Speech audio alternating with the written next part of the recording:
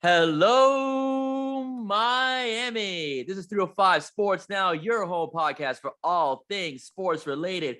I am Will, and I know I told everybody that I was going to be on hiatus, but you guys know I can't stay away. I have to do sports. I have to get involved at it, but I did promise you there will be some bonus interviews upcoming this summer before season 3 of 305 Sports Now starts. And once again, I deliver, and we're starting off with one of the rising stars of the MMA circuit here in Miami. A good friend of mine, all right, a good friend of the show, the Cuban Samurai, fighting out of 305fights.tv, Bryan Falero. Bryan, how's it going, buddy? Good. How's everything, my brother? Oh man, great. I mean, it's been a great summer, man. By the way, happy Father's Day. Oh, thank you so much. Yeah, thank you so much. Happy Father's Day to you too. Thank you so much. Thank you. Well, how's it feel being a new dad? Oh man, it's awesome. I have my little one running around. Yeah, I saw. Thank you. So, yeah, it's adorable. Yeah, man. Man. Fatherhood is great, isn't it? Oh, I love it. Yeah. It gave me a different perspective of life. It truly does. It truly does, and it makes you more protective as well. Yeah. You know, as an individual, like you tend to watch out more for things going on. You know, you tend to, I don't know. I'm not a helicopter dad. You know, I like my kids to run around and play, but you're still like kind of like.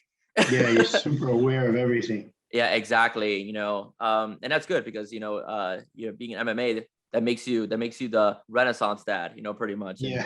In that circuit. All right. So before I brought you on, we had a little bit of a conversation, you know, as far as your history of martial arts goes. Whenever I have guests on, I like to kind of like give listeners a view of their life. You know, how do they get into the business? How do they get into the sport? What makes them tick? You know, what's their interest? Because I want listeners to pretty much understand how much you love MMA.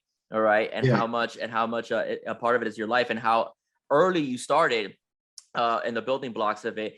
You've been training in karate since you were 4 years old, but you trained in a certain kind of karate that's a Japanese name. Honestly, I thought I heard them all.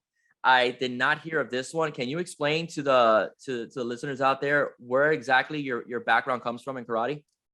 So my background is Shito Ryu Kenshin Kai. It originates from Okinawa. Okay. And it falls into the category in between Gojo Ryu and Shotokan. So we'll do a lot of competition against Gojo Ryu style and Shotokan style. Okay. Yeah. All right. Which one do you prefer? Because Shotokan's a bit more free, if I'm not mistaken, and Gojo Ryu's a bit more, I would say, stagnant with a lot of katas and stuff like that. So which one do you favor? I respect all of them, but since I've done Shito Ryu, it evolved in the Shito Ryu aspect. Gojo Ryu, Shotokan, and Shito Ryu have always been like very tense with their punches, so we wouldn't follow through. And then our grandmaster passed away, which was Teruo Hayashi. Okay. And then Yoshimi Inoi came in, and when he came in, he was more of like a fluid movement type guy. So it was like more of like a whip punch instead of like a solid punch. So and then that's when Shito Ryu started gravitating differently, and it became one of the biggest arts at the time. Okay. So I like Shito Ryu due to the katas and as well the kumite. Okay. It's a different fluid movement than the other art. But that's what it is. The arts evolve every year. Each art kind of evolves. They're trying to find the antidote to other arts. Yeah, it's actually, yeah, that's actually true. You know, and I wanted you to explain it, because a lot of people have heard of Gojo Ryu, and they've heard of Shotokan. Shotokan actually, for a while, had some popularity on ESPN when I was actually much younger than you, but when you were in high school, and I was about your age at the time, while you were in high school, ESPN actually had Shotokan tournaments on its television shows. You know, that's how I became familiar with this. That's why I asked you, because I had a friend that did Gojo Ryu, and his style was a bit more tense, you know, but what I saw on television, Shotokan was not so tense. You know, their kicks are really good. Yeah, they're violent. Yeah, they're really violent. It's like Kyokushin. Yeah. It's like Kyokushin. Kyokushin's like straight on striking, and it's heavy. Have you ever seen Kyokushin? I have not actually. I'll Check it definitely out. look into it. I'll Yeah. definitely look it up. All right, you were 4 when you started. Did you show an interest in karate, or did your dad want you to channel your energy into some kind of a disciplinary art, and you picked martial arts and that art in particular? So that story is funny. So Okay. how I first started was my dad lined up all type of sports. So he had a baseball, he had a soccer ball, football, basketball, all lined up. And then he Okay. had a Ninja Turtle. Um, yeah, and he was like, out of all of these, pick which one you like. So I went and I grabbed the Ninja Turtle. Ever since that day, he put me into karate. So then Okay. from there, I never stopped martial arts. Yeah, that's It just amazing. stuck. And you got your black belt at 19 years old. You got your second degree black belt at 19 Yeah. years old. So you were 15 years in the style. And okay, so you got your second degree. When did you get your first degree? My first degree, I got it 2 years before. So yeah, Okay, so that's 17. Perfect. All right. Yeah, it took me 5 years. So I got yeah, it took me 5 years to get my Sholan home. So from 15, no, from 12, yeah, 12, 13, 14, 15, 16, no, from 11 all the way to 16. And when I got Sholan home, I had to work my way 2 years. Yeah, so not 17, 18, 2 years. And then after that, I had to show myself again, prove myself throughout competition. Everything was earned. So yeah. that's why I love traditional karate, because it was everything was earned, like just like jujitsu. If you compete in jujitsu, there's a different belt ranking system for you. That like literally you're competing against the best guys, you're showing your worth, then you're getting ranked up, compared to like when you're just only going to classes, you show up by hours, you're doing improvements throughout the class, then you get ranked differently because you're doing the improvements in class. But when you're going out there and you're proving yourself, it's a different earning system. You're Okay. a warrior.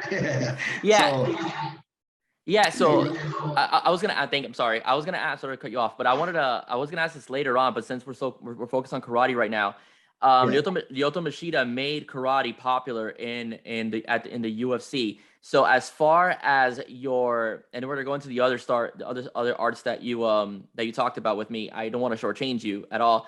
Yeah. But as far as karate goes in general, how much of the karate do you incorporate inside the cage? Well, by seeing the statistics, how Brazilian Jiu-Jitsu really is what started UFC. Those three letters were made by Jiu-Jitsu, by the Gracies. Mm-hmm. Then the karate came in at one era, started being champions, and then the wrestlers came in, and then now it's like a mix. So when it goes into me using a lot of percentage of karate, from my first fight to now, I don't use as much karate as I used to. I just have to be like balanced in everything. Okay. Like Mighty Mouse. You know, Mighty Mouse, he can mix it up. He goes to T-town, Yeah. and then he comes back up. That's the mix up. That's Yeah. the MMA part of it. Because it's great when you get good at one art, you could get great at many. Like once you learn one, you understand all the other. But now it's like having to have the balance with all of them. You can't overcommit on one and then not have the other. Yeah. You know what I mean? Yeah, of course. Excellent. Yeah. So I mean, I had to ask because you have so many years of karate in your blood, and we've seen it work at the highest level, of mixed martial arts with Lyoto. And Lyoto wasn't. And people mistake Lyoto. People don't know Lyoto Machida. Lyoto Machida was he was very popular, I would say, in the mid 2000s. He pretty much made karate popular again because his angle kicks were something that hadn't been seen in a long time, in the UFC when UFC went focusing more on Muay Thai and Jiu-Jitsu. But another thing about Lyoto, he also knew Jiu-Jitsu, right? He was raised in Brazil, even though he was Japanese. He was raised in Brazil, so he had a background in Jiu-Jitsu. So if you went to the ground with him, Lyoto Machida could handle himself, So Yeah. that's why I wanted to ask you, because you have so many years of karate. I was just wondering if that's something you felt the need to incorporate, once you get in that cage or in your sparring or training and stuff like that. Okay. Yeah. Oh well, when I incorporate Yeah, I incorporate everything. I just don't overcommit with the karate. Okay. Yeah, I don't overcommit with the karate because the stance is different. A boxer against karate, it's completely different. Karate goes with one punch compared to a boxer that's doing multiple combinations, and they're more firm into their place while karate is always coming back and forth. So I had to kind of like change that with boxing. So when I went into boxing, I had to fix the karate. I could still have like my snaps from karate, but I had to have my boxing stance. I had to have my boxing movements. So that's just the only thing, just mixing them up together. All right. Actually, you mentioned boxing, but you also did Muay Thai boxing and kickboxing Muay as Thai, yeah. well. So you got into Muay Thai a little bit after karate. You've done a lot of things. Like I have a huge, melting pot here of styles that you practiced. Yeah. When going from karate, going into Muay Thai, and I'm also gonna include the Aikido because those are the three you mentioned, and then we'll talk about Jiu-Jitsu right after. When you went into karate, then from Muay Thai, and then to Aikido, how difficult was the transition? In terms of something you've been pretty much done for 18, 19 years to then do something a little bit different. Because Muay Thai and karate are different, So in terms of practice. yeah, I was young. So I was diagnosed with ADHD. So so I'm very hyperactive. So Okay. one of the things that my dad he wanted me to get off of Ritalin because that pill would put me to like go to sleep, not eat, not want to do anything. Mm-hmm.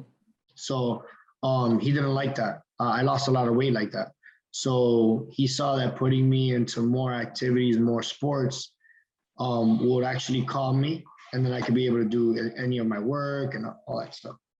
Right. So me learning all these sports it wasn't that hard for me due to the fact that I was so hyper that I could be a ball of energy all day and I would learn anything that has to do with sports and activities. I was very athletic.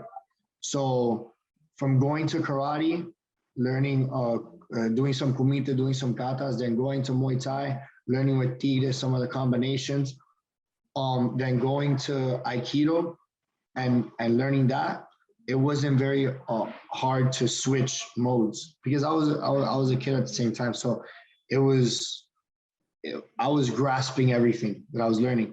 And not only that, it wasn't like I just did it there.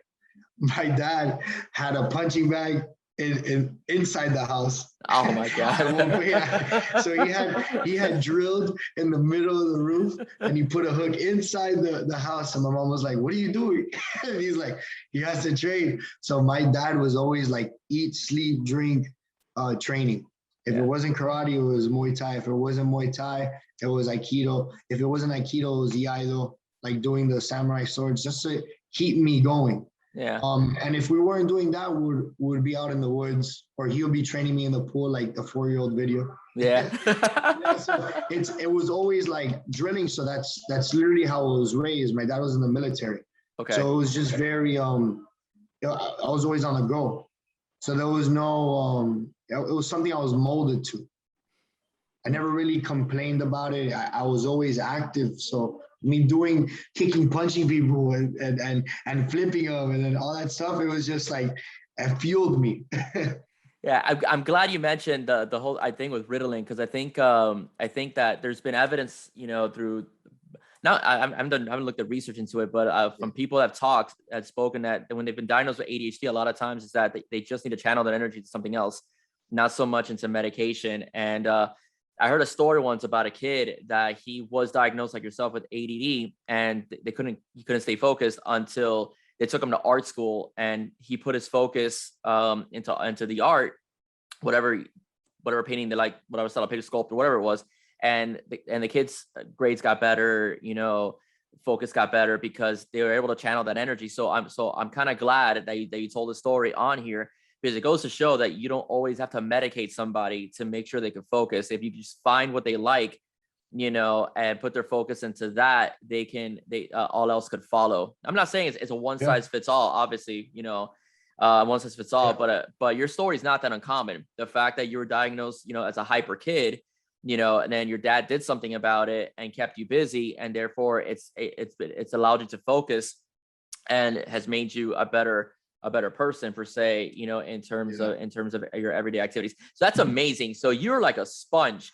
So you took in Aikido, Muay Thai, and Jiu-Jitsu all pretty much at the same time, you know, for the most part. And you were able to, and you didn't get tied up or anything like that while you were learning?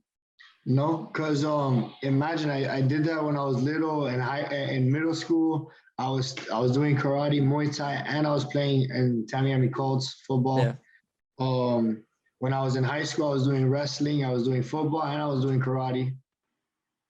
Yeah, so I was so used to being on the go, so it was very natural for me to learn one thing and then go to the other, and I would still remember. So if I go back, it's muscle memory. Yeah. Going into wrestling for a little bit. Jiu-Jitsu is a very major. It's still very popular in mixed martial arts, you know. But wrestling has really, taken mixed martial arts by storm. Especially, I would say in the 2000s, you know, with Brock Lesnar, Randy Couture, GSP, all being very good wrestlers as well. You know, how important is, and a lot of times I will say this, a lot of wrestlers have incorporated jiu-jitsu as well, because when they've left their legs open, you know, the jiu-jitsu guy has been able to put them, let's say, in an ankle lock or something like that, you know, like what Frank Mir did to Brock Lesnar when Brock Lesnar first got into the UFC. So how important is it for a guy that does jiu-jitsu to also do wrestling if they want to be a successful combat fighter? So wrestlers don't like to be on their back, and jiu-jitsu, they do have takedowns, but I feel like if a wrestler was able to mix the jiu-jitsu, it'd be unstoppable. Like a wrestler, knowing how to do their takedowns, being as explosive as they are, fast as they are. Jiu-jitsu, you got some explosive people, but as well you got some laid back. Some people like pulling guard. Some people don't like going for a takedown. You got a full-fledged wrestler that's head on with you and as well knows how to play from his back. That's dangerous. Oh, absolutely. George St Pierre. The reason I'm mentioning him is, first of all, he was my favorite fighter. You know, when I would say is the golden age of Ultimate Fighting. He was also recently being interviewed by Pat Bet-David, who's a famous podcaster, financial guru, and stuff like that. And GSP, one of the things I liked about GSP is that he always used his brain first, and then everything else just followed. And GSP, just like yourself, a similar background, did karate, you know, for many years. He was bullied as a kid, so he got into self-defense, you know, because of that. You know, he studied boxing as well. You know, he did jiu-jitsu, he did wrestling. It was an obsession for him, you know, as far as being the most complete fighter he could be, whether it was being on his back or being, you know, on top, on guard, and so on. So I think that's why I asked you, because what I've noticed that a lot of the fighters and a lot of the champions that stay, you know, champion for a while or stay relevant in mixed martial arts have both the jiu-jitsu and the wrestling in combo.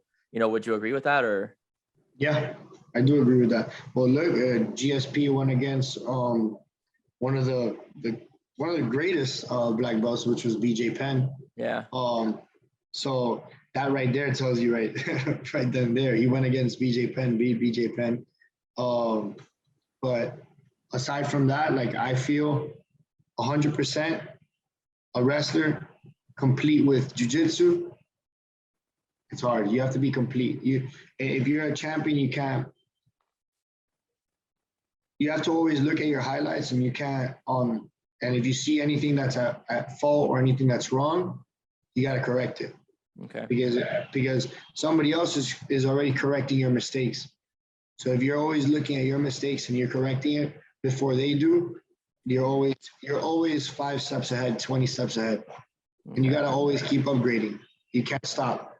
When we take a year off, like a day off, an hour off, the other person's still working. But look at Conor McGregor. He took all that time off, comes back, and he's losing back to back to back. So yeah. The thing is that compared to the drive that he had when he first started, before he had anything, nobody could take that away from him. So I feel like in a general aspect, aside from wrestling and jiu-jitsu, I feel like if you have the mindset of something that you want, nobody can take it away from you. Yeah, absolutely. And on top of that, you know, like I said, you know, your experience in mixed martial arts, your experience playing football as well, you know, gives you a discipline also of teamwork, you know, as well, you know, at Southwest. When you were at Southwest, was that the year that they took district titles when you were playing? You were playing. That was under Burroughs or Neil? I don't remember. Neil. It was under Neil. Neil's my boy. That's my boy, by the way. Neil's my boy too. That's my boy. He messages me sometimes. Really good, man. He's a good person. He was supposed to be at that fight. Oh, really? Yeah, he was supposed to be there. Well, I'll let him know because I'm gonna be at that at your next one, just to let you know, on September 3rd, and we're gonna promote that. By the way, I'm not forgetting that. Yeah, Neil's actually been on the show before as well. We were talking about high school football and, you know, how teachers and need to be more like coaches and mold kids and, you know, all those things. So yeah, Neil's a great person, and I'm gonna try to have him on, I think, before the school year starts again, so we could talk about high school football. You know, so I'm glad, man. Yeah, man, I'm glad, man. So yeah, so you've had good mentors all around as well. You gave me a laundry list of coaches in your life. So what we're gonna do right now is I want you to mention some of the coaches that have been very influential in your fight game, you know, in your life. We just talked about Neil in terms of football, but in terms of your fight game. And then we're gonna go into the business aspect of mixed martial arts, because you also have that in your blood as well. And we're gonna dive into that as well, because I want people to get to know you outside of the MMA fight world and so on. So to start off, I'll let you take lead a bit. Your most influential coaches from karate to Muay Thai to Jiu-Jitsu, who are they? Why were they so influential? And anything else you want to add on to it. So please go. In karate, man, at Sensei Pedro, which he passed away. He was my first sensei ever. So that's where I first started. And his entire family has like brought me in when I was like little, like brought my family as well. Like they just treated us as we were their own. Ever since we started karate with them, and we traveled the whole world together. From Pedro, it's Sensei Tony. Sensei Tony, I would drive to him every time to Miami Lakes to train kata and kumite. And it was for every time I had like one of those big tournaments, USA Open, all the way in Las Vegas and stuff like that. He would dedicate his whole time and his energy every night and every weekend morning, just being there with me and guiding me and giving me videos and motivating me to get a gold medal, and he helped me get that. Then we got Shihan, Carlos Quintero, which was there the day of the fight. He was extremely happy. Oh, and Sensei Karen Lesser. Them together, they're amazing. So both of them know me since I was 4 years old. They've been to every competition.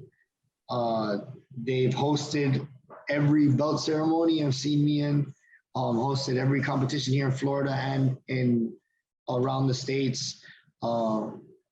Yeah, they even stay communicated with me to this day. That's amazing. We hang out. I invite them always over, if it's Father's Day or if it's Christmas, or I invite them over, and we're always spending time together. So it was great to have him there. Shihan, Carlos Quintero. And then aside from the karate, now when we go into the MMA aspect, gotta give it to Tigre. I've known him since I was 10. Tigre knows his stuff. Tigre is the man. Can you give his full name so that way the audience knows what you're talking about? So Eric Castaño. Okay. Eric Castaño. And Tigre. He is the man, the myth, the legend. He knows his stuff, and he talks to me like if I was his son. And he never brings me down ever, or none of the people on the team. He talks to us in a motivating form and encourages us always to keep training, and what we can work on. He watches film with us. Like, it's literally a family in there. We like sleep there sometimes. And then from Tigre, we got Manny Del Rio. Manny Del Rio is literally like my brother, father figure as well. He's amazing. He's my wrestling coach. Hands down, he's the best. Is yeah, just like Tigre, just like all my coaches, if they were able to put their heart out for me, they would. Um, and that's literally each and every person that I'm going to be mentioning right now. So we got Manny Del Rio. We also got Luis Palomino, Baboon. Baboon, when he saw me in my first fight, he came and we were training together at one point at UFC gym because Manny happened to go over there, and Ricardo Lamas was there, and they were all training together.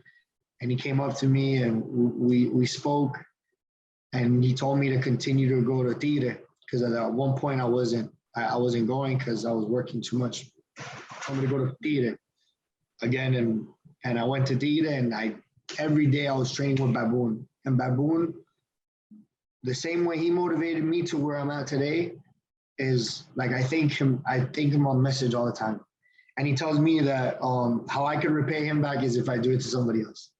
Yeah, so because it's awesome. He brought me in under his wing. We'll wake up every Tuesday and Thursdays, 7 a.m, train. Weekends train. He'll pick me up, train, and we'll go eat together, everything.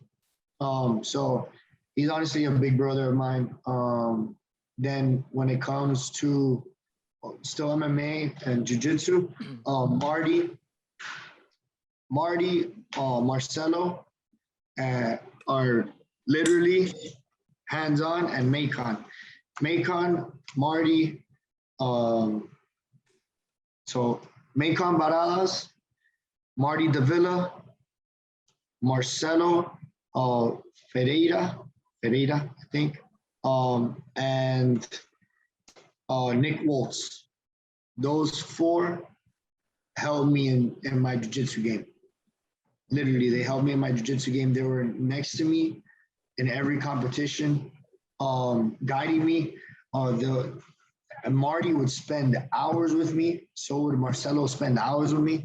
Marty would be, 2-3 hours drilling jiu-jitsu. And there's nothing crazy. It was just drills. So yeah, and Marcelo, every day he'll wake up in the morning, he'd go to show a move, and he's like, this is for you. This is for you, kid. He's like, this is for you, kid, because I was thinking about you this morning and you're explosive, so here you go.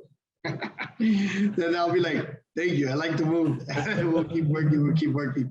So yeah, man, I had a great support system throughout this journey, and all I had to do was just keep pushing. Sometimes when things get hard, it pushes you back, but everybody's time is different. So this is my time. Excellent.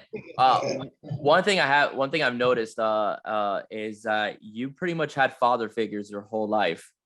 In general, you had a dad that was very committed to your success, in the athletic world, and also the academic world as well.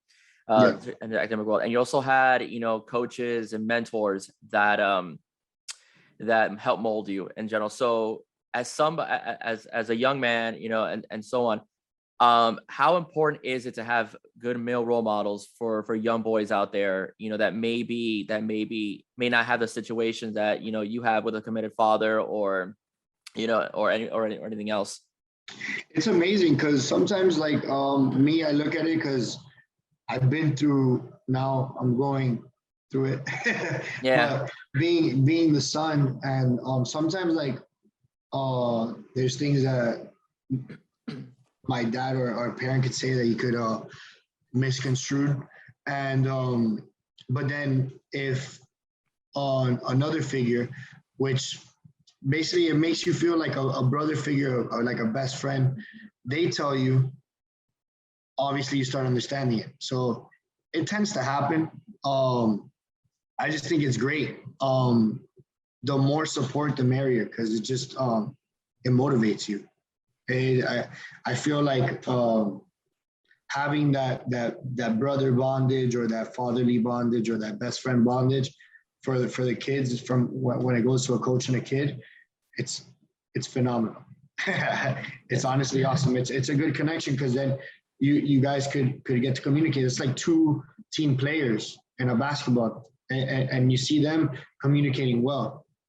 So that's the same thing. And seeing that, it's awesome because that's how I am with my coaches. and the parents from the outside or people from the outside know, like, yo, that's your ride or die guy. And it's like, yeah, they'll do anything for me. I'll do anything for them.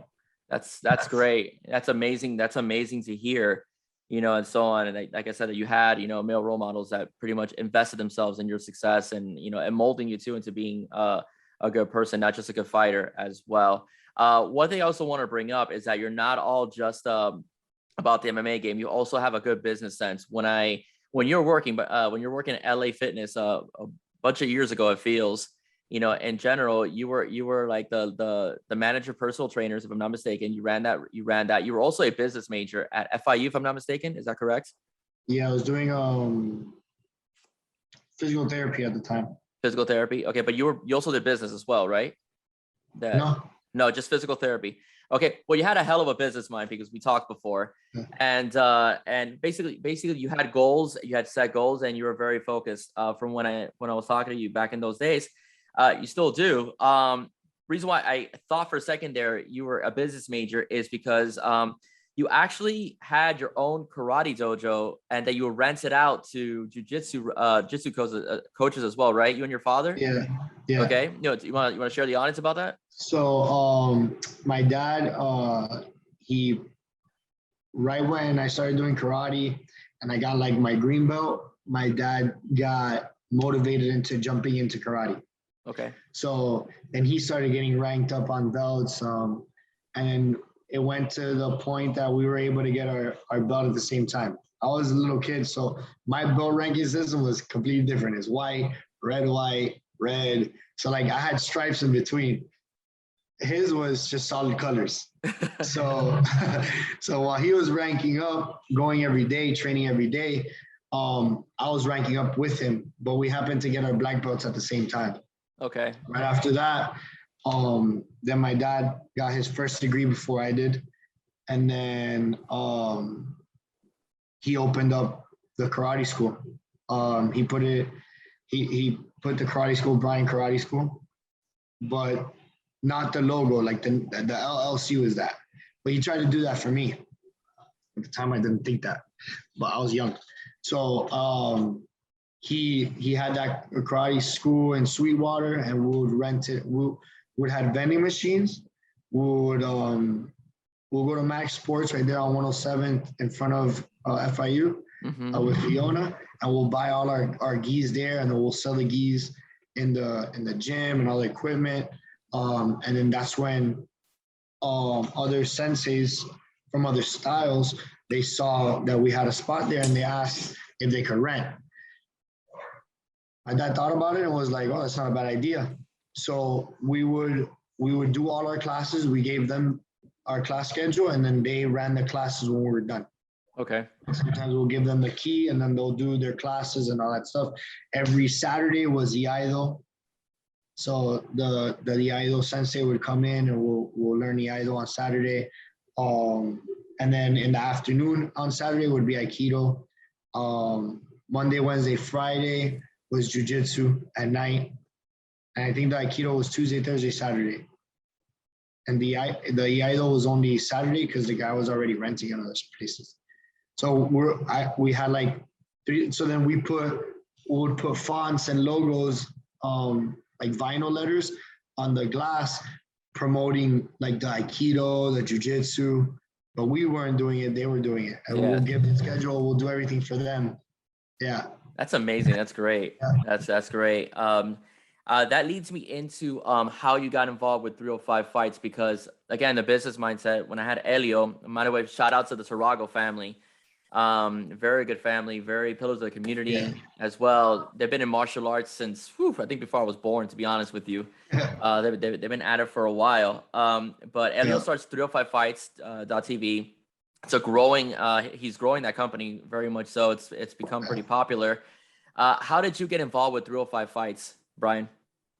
So I was working, well, at the time I just started working at UFC, and I started getting back into doing martial arts again because I was focused on a while training clients.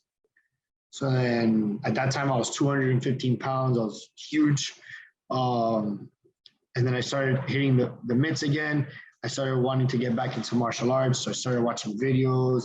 I started going back into training, went back to karate, started doing jiu-jitsu, went on to that, all of that.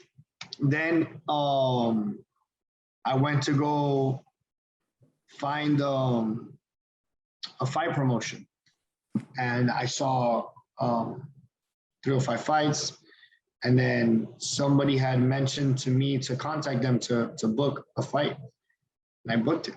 I called them and I booked a fight. My coach at the time, which was Yopis and Marty, we're training for it, but I had like 3 weeks. I just got a fight. I put myself for a fight in 3 weeks. It was Yopis that helped me out with the 305. Okay. He helped me out with 305. Yopis told me, and then that's when I called them and I booked the fight, and then I told Yopis, like, hey, we got a fight in 3 weeks. So I cut from 200 all the way down to 170, and that's the fight that I met Baboon, and I was just knocking the dude out. Wait. So let me get this straight. You cut in 3 weeks, you cut 40 pounds? 30, yeah. Oh, 30 pounds? Oh my God. From 200 to 170. The diet and the training, I was training like 2-3 times a day. And the diet was very like strict. It was sharp. It was 3 meals a day. Okay. But it was just like, it was very compact. I see. Any intermittent fasting involved in there? Yes. Okay. Yeah, so it would be from when I sleep to I wake up the next day. Okay. So like my dinner would be like at 5 or 6 o'clock. And then I'll go train, and then I'll come sleep, and then I'll wake up the next morning, and then I'll eat. Yeah. Did you ever feel sick, from cutting so fast? No, you were fine? Solid. You felt solid? Okay. It's 3 weeks, 21 days, and 30 pounds. Wow. 2 weeks before that, I did a jiu-jitsu tournament. Okay. I won at 185. Did you win? No, yeah. Okay, good. Oh yeah. Oh yeah. So I went. So I did that. I went to a competition just to work my jiu-jitsu before I went to the fight. Oh my gosh, that's wow. How many fights have you had with 305? I mean, I went to the one back in May where you totally destroyed that kid out of Texas. But how many fights have you fought with them? So I fought 3 with them. 3 with them. Okay. This last one was the third one. The combat night was my third one. Okay. Yeah. Okay. So my first 2 was with 305, and I was their second event. Okay. Yeah. So I literally, when I started, they had just started. They had started their second event. I see. And I was their second event. Excellent. Also, basically, you're growing with the company. Yeah. Along with them. Yeah. Because Elio has some major goals for 305 fights. And, I saw that he's growing. The fact that they were able to host at Hard Rock, that was awesome too. Yeah. They had an event at Hard Rock.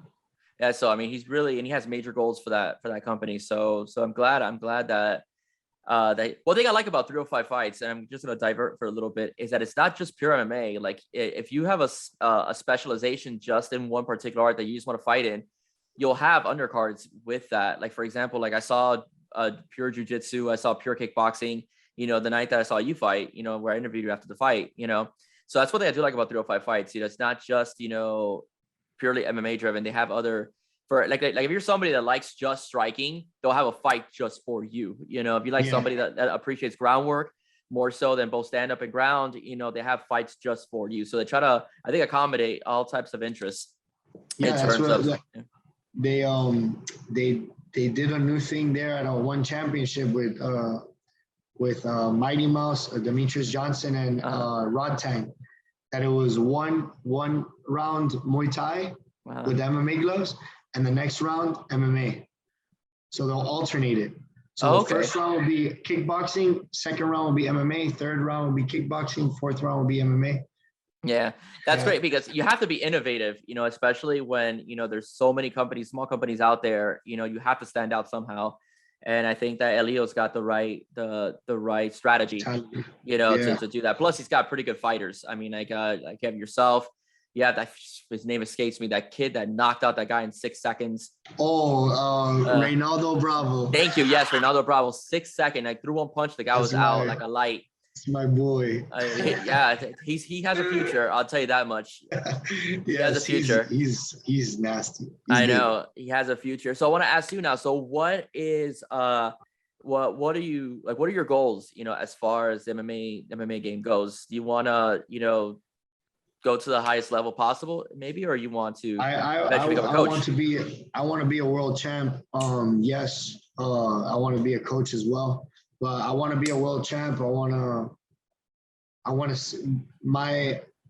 My drive is my family. Okay. So the reason why I'm doing this is because I love it. I'm fucking crazy for it. Sorry for cursing, but it's fine. I'm crazy for it. But the drive is my family because I want to have my family set. So I want to be able to be the first one in my family to have like a set legacy and set my family that they won't have to worry. So it's purely on my family to get these goals. Like I focus on them so much. They're in my training. Man, when I'm in my head, I'm in my head. I talk to myself sometimes. My wife sees me and she's like, "Are you okay?" And I'm like, "Yeah, I'm fine. I'm just talking to myself." Just talking to my twin Gemini. And then but yeah, my full-fledged goal is to become a world champ as many times as possible. I want to set records into this. I've been doing this since I was little. There's nothing else for me to do but this. I feel like if I didn't have this, I'd go nuts. I wouldn't know what to do. I've tried different things. I've tried doing the physical therapy. I've tried playing football. I had scholarships. I played rugby. I did every other sport, but what always attracts me back and what always pulls me back in like a magnet is fighting, is MMA, is martial arts in general. And I love it. I want to build my school with it, with training programs, and I want to do all that stuff. So I want to be able to build a school, have a training program when it comes to strength and conditioning as well, MMA, and I want to have a recovery in there too. So it's all in one. It's a one-stop shop. So if you do get injured, you don't have to worry about not training anymore. You get fixed up and you continue to go back to training. It's like a body shop. You got to keep your car running. So that's that, tying up with meal prep. And from there, I want to have like investments. I want to be able to verge out more from there. If there's anything that I could merge with 305 fights or any other thing that we could gravitate on blowing up, I'm down for that. I love when it comes to business, but at the same time, I'm doing what I love. So I'm trying not to damage myself long-term. So I want to do things the right way, because there's some fighters out there that if they get a phone call from UFC and they get the fight and they get to fight there, some of them don't even make more than like 10 G's, 20 G's, and they're fighting high-end people. They're fighting some good people. And I want to fight somebody good, but I want to fight somebody at the price that I deserve. You know what I mean? So how do I do that? Is by building my name throughout somewhere else before I even get to cross over to UFC or anything, because I'm able to build my brand. I'm able to build me. I'm able to build my worth. So I would love to build my worth with either Combate or PFL or Bellator or One or UFC, anybody. I want to be a champion all across. Like I want to be the top. I want to be known. I want to set my name. So when I open up the school, everything that I was able to do, I put the proof in the pudding. I led by example, and I could teach everybody there, because I can't teach anybody if I haven't showed the proof in the pudding that I'm valuable and I'm able to teach you and get you there. And yeah, man. Yeah, that's an excellent plan, because you have it seems like a very reachable strategy after MMA. You know, your MMA days are behind you there, you know, and so on. So I think that's very smart on your behalf. You know, I think also a lot of fighters, because they don't have, you know, the proper tools in place, or they had bad management that robbed them, you know, which is sad, you know, that people would actually do that to fighters. But they robbed them, you know, in particular. They have to continue, they feel like they have to continue, you know, to fight, which in the end causes them, you know, some damage and stuff like that, you know, physically, you know, not just, you know, obviously in terms of their brain, but also just their bodies themselves, because, you know, in MMA, you get stretched out like a pretzel, you know, in many cases. And people just think, oh, but that's, you know, the fights are just they're 3 rounds or 3 minutes long, but the trainings are very intense. You know, like that's what the GSP talked about. It's like you get hit, you know, when you're training, you get stretched out, you know, you get thrown, you take bumps, you know, like they use in wrestling, you know, you take bumps, you know. So I'm glad you have, you know, a strategy post MMA, you know, and I think that's a accomplishment. And like I said, it's something also that Elio said he wants to do with you guys, that he wants to teach you guys about the business of starting fight promotions and stuff like that, to make you better after you leave the sport, you know, as well. So again, shout out to 305 Fights TV, you know, for having those goals for their fighters as well. I want to get into September 3rd. You are fighting on September 3rd. Is that correct? Yes, sir. All right. I'll be there. You know, I'll be there again. You'll be for the belt. Oh, you are? Yeah. That's there we go. You just announced it. All right. You just announced it to the 305 Sports audience. Bryan Falero is fighting for the championship, right? Who's your opponent? And what can we expect? Opponent, I forgot the name. I'll tell you right now. It's good to know, buddy. Yeah. No, well, I already knew, but then that's it. I remembered the name that day that I got it, and then now from there on out, it's just time to train. Okay. But let me tell you right now, his name, if it even pops up. 305. So who I'm fighting will be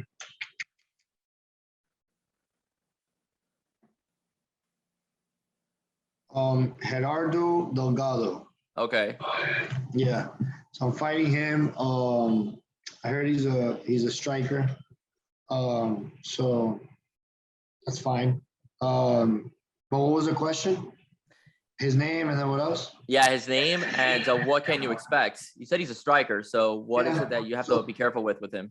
So yeah, it'll just be striking, but as well I have striking too. But we'll see. Yeah, we're watching some of his stuff. He's a striker. Might want to go. He's probably training some wrestling after my last fight. But other than that, he's gonna be great. I'm just expecting some strikes. I expect him to start learning some wrestling defense, probably some jiu-jitsu, which is typical because that's what I saw with me. If I was to fight myself, what would I do? So I'm already programmed and ready for that. So yeah, I'm expecting him to try to stop what I got coming, but I'm a rhino, bro. Trust me. I saw. I'm a gorilla. I'm every kid. I'm the king of the jungle. It's